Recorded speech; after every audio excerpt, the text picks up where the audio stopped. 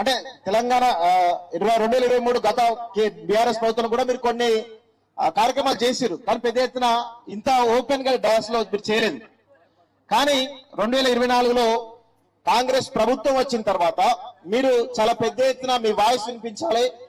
మీకు జరుగుతున్నటువంటి అన్యాయాలపైన గొంతెత్తలన్నప్పుడు లక్ష్మణ్ మరియు శ్రీధర్ ఇద్దరు నా దగ్గరికి వచ్చి మాట్లాడిరు.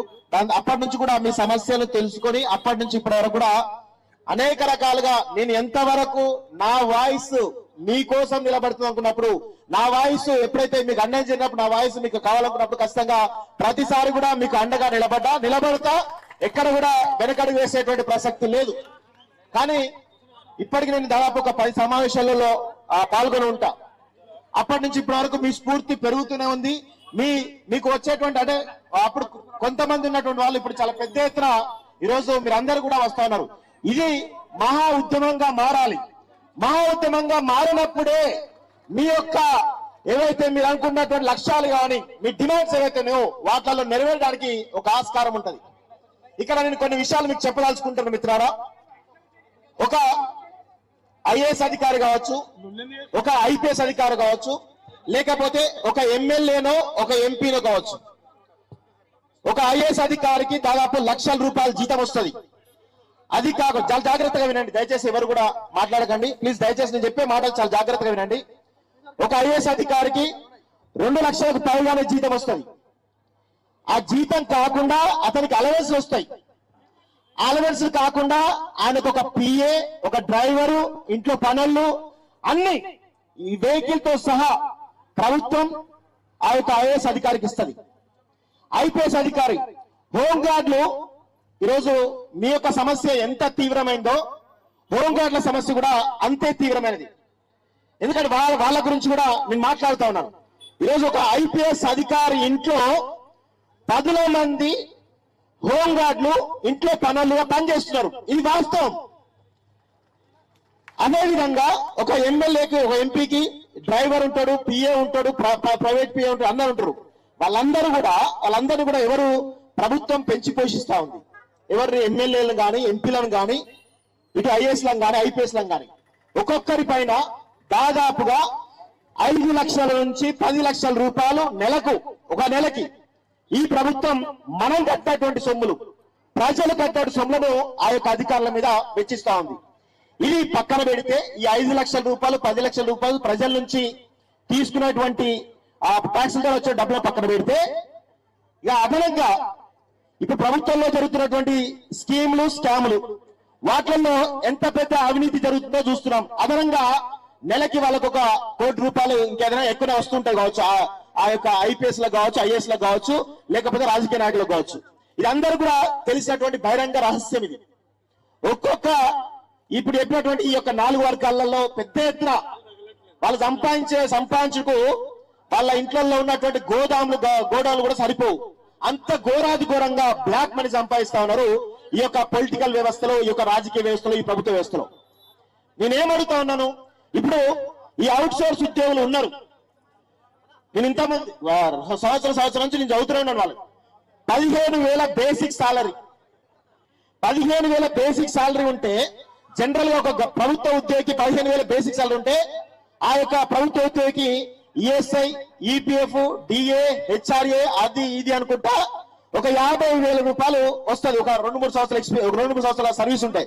అదే 10 సంవత్సరాల సర్వీస్ ఉంటే 80,000 వస్తుంది. ఇక 20 సంవత్సరాల సర్వీస్ ఉంటే లక్షల జీతాలు వస్తాయి. అది అందరికీ తెలిసిన విషయమే. ఎప్పుడైనా ఎవరైనా జనరల్ గా మార్కెట్ లో ఉంటుంది, బేసిక్ సాలరీ వస్తే దానికి అదనంగా ఇంకొక 5-6,000 10,000 కలుపుకొని వస్తుంది, సర్వీస్ ప్రకారం వస్తుంది.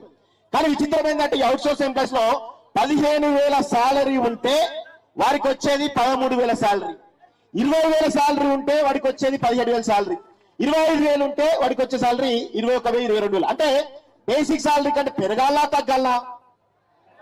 మరి ఎందుకు ఈ వ్యవస్థలు ఇప్పుడు రాజకీయ నాయకులు, ఈ ప్రభుత్వాలు ఎందుకు ఆలోచిస్తలేవు మీ గురించి? ఒక 15,000 బేసిక్ సాలరీ అంటే 13,000 సాలరీ వస్తుంది. 13,000 తోటి, నేను సిటీ గురించి చెప్తలేను, ఒక విలేజ్ లో చెప్తున్నాను, 13,000 తోటి ఒక కుటుంబం ఏ విధంగా తన కుటుంబాన్ని పోషిస్తుంది? ఒక ఇంట్లో ఇద్దరు, ఒక భార్య భర్త ఇద్దరు, ఒక అమ్మాయి ఒక అబ్బాయి చిన్నపిల్ల ఉండరనుకుందాం. మనం జనరల్ గా ఊర్లలో ఉన్నటువంటి ఒక నర్సరీలో మనం ఒక స్కూల్లో జాయిన్ చేపిస్తే ఒక 20-30 వేల తీసుకుంటారు. అంటే ఇక్కడ లక్షలు ఉంటాయి అనుకోండి, లక్షల కంటే ఎక్కువనే ఉంటది అని చెప్తున్నాను. ఊర్లలో 20-25 వేల రూపాయల ఫీజులు ఉంటాయి. అట్లాంటి పరిస్థితుల్లో ఆ యొక్క అవుట్ సోర్స్ ఉద్యోగికి వచ్చేటువంటి 13,000 జీతంతో తన కుటుంబాన్ని ఎట్లా పోషిస్తాడు, తన పిల్లల్ని ఎట్లా చదివిస్తాడు? కనీసం ఈ ప్రభుత్వాలు ఇప్పుడు అడ్డా మీద కూలి ఉంటాయండి. ఎగ్జాంపుల్ మీరేం దయచేసి మీరు నెగిటివ్ అనుకోవద్దు, ఎందుకంటే చెప్తున్నాను, ఎగ్జాంపుల్ చెప్తున్నాను. అడ్డా మీద కూలి ఉంటాడండి. ఈరోజు అడ్డా మీద కూలి, ఒక కూలికి పోవాలంటే 1000 రూపాయలు. ఏది మగవారు అయితే 1000-1200, ఆడవాళ్ళు అయితే 800 రూపాయలు ఈరోజు కూలికి ఇస్తున్నారు. నెల రోజులు ఒక 20 రోజులు పనిచేస్తే ఆయన వచ్చేటువంటి మొత్తం జీతం ఒక నెల కలుపుకుంటే 20 రోజులే పనిచేస్తే ఒక అబ్బాయికి 20-25 వేల రూపాయలు వస్తుంది. ఒక లేడీకి అయితే 18,000 వస్తుంది. అంటే అడ్డా మీద కూలీ కంటే కూడా అధ్వాన్నమైనటువంటి బతుకులు ఈరోజు అవుట్ సోర్సింగ్ ఎంప్లాయీస్ అని చెప్పేసి చెప్పడానికి మనైతే ఎటువంటి అభ్యంతరం అవసరం లేదు. ఎందుకంటే ఇది వాస్తవం. ఎంత దారుణంగా అంటే, సరే ఇచ్చేదే 13,000 జీతం ఆయన అంటే దానికి ఏజెన్సీ కమిషను, దానిపైన మళ్ళీ జిఎస్టీ, మళ్ళీ దానికి ఏమైనా మళ్ళా ప్రభుత్వం నుంచి ఏమో 13% ఈఎస్ఐ వస్తే వాడు ఏజెన్సీ వాడు 12% కట్ చేసుకుంటాడు మీ దగ్గర. వాడు ఈపీఎఫ్ ఏమో 3.2%, మీ దగ్గర నుంచి మళ్ళీ 0.75% అదనంగా కట్ చేసుకుంటాడు. అంటే ఎంత దారుణంగా ఉందో ఒకసారి. శివారెడ్డి అన్న స్వాగతం, సుస్వాగతం. సిగ్నల్ టీవీ అన్నగారు వచ్చారు. సో ఎంత దారుణంగా ఈరోజు అవుట్ సోర్సింగ్ ఉద్యోగుల పరిస్థితిలో అర్థం చేసుకుంటే, అసలు జిఎస్టీ వాడికి మొత్తం కలిపి 22,000, 15,000 బేసిక్ ఉంటే 22,000 వస్తే 13,000 రూపాయల శాలరీ ఇస్తున్నాడు ఏజెన్సీలు. సో అందుకే మనందరం కూడా ఖచ్చితంగా మీ వెంట మీరు ఎవ్వరు కూడా దయచేసి రాజకీయ నాయకుల గతంలో రవీంద్ర భారతిలో మనం మీటింగ్ పెడుతున్నప్పుడు అధికార పార్టీకి సంబంధించినటువంటి ఎమ్మెల్సీలు వచ్చారు. అధికార పార్టీలో కేంద్ర కాంగ్రెస్ పార్టీకి సంబంధించినటువంటి కీలకమైన నాయకుడు వచ్చారు. సార్ నేను వాళ్ళ పేర్లు తీయను కానీ చెప్తున్నాను. ఈరోజు 1.5 year అయితే ఉంది, దగ్గర 1 year దాటింది. ఇప్పటి వరకు వాళ్ళు చాలా హామీలు ఇచ్చారు. ఖచ్చితంగా మీ సమస్యలను మేము తీర్చుతాం, ఆ దిశగా ప్రయత్నాలు సాగుతున్నాయని చెప్పేసి అన్నారు. ఈ ప్రయత్నంలో భాగంగా 1 year దాటుతా ఉంది. మరి ఎందుకు ఆ ఎమ్మెల్సీలు కావచ్చు, ఆ ప్రభుత్వంలో కాంగ్రెస్ పార్టీలో ఉన్నటువంటి కీలక నాయకులు కావచ్చు, ఎందుకు దీనిపైన మాట్లాడతలేరు? ఎందుకు మళ్ళీ ఎందుకు ఈ మీటింగ్కి వస్తలేరు? రావాలి కదా, ఖచ్చితంగా వచ్చి మాట్లాడాలి. మీకోసం మీ వెంబడి నిలవాలి కదా. ఈరోజు ఈటల రాజేంద్ర వచ్చిండు, ఆర్కృష్ణ వచ్చిండు. సో వీళ్ళు ప్రజా గొంతుకలుగా నిలబడుతున్నారు. వీళ్ళు కూడా ఇంకెంతకాలం ఖచ్చితంగా మనతోటి నిలబడే విధంగా, మీ యొక్క డిమాండ్స్ నెరవే విధంగా నేను వాళ్ళు కూడా చెప్తాను, డిమాండ్ చేస్తా ఉన్నాను. దయచేసి వీళ్ళు వెంబడి ఉండండి. వీళ్ళ కష్ట సుఖాలలో వీళ్ళు ఖచ్చితంగా చాలా ఇబ్బందికరమైన పరిస్థితుల్లో ఉన్నారు. వీళ్ళు ఒకనొక దశలో ఇప్పుడు కొత్త రిక్రూట్మెంట్ జరుగుతోంది. ఈ రిక్రూట్మెంట్ పేరిట ఉన్న పరంగా వందలాది మందిని తీసేస్తా ఉన్నారు. అది ఎంతవరకు న్యాయమో ఒకసారి మనందరం కూడా ఈ ప్రభుత్వాన్ని ఖచ్చితంగా అడగాల్సినటువంటి అవసరం అయితే ఉన్నదని చెప్పేసి కూడా కోరుకుంటూ, దయచేసి ఇదే విధమైనటువంటి యూనిటీ ప్రశ్నించండి. మిమ్మల్ని విచ్ఛిన్నం చేయడానికి కుట్రలు జరుగుతూ ఉంటాయి.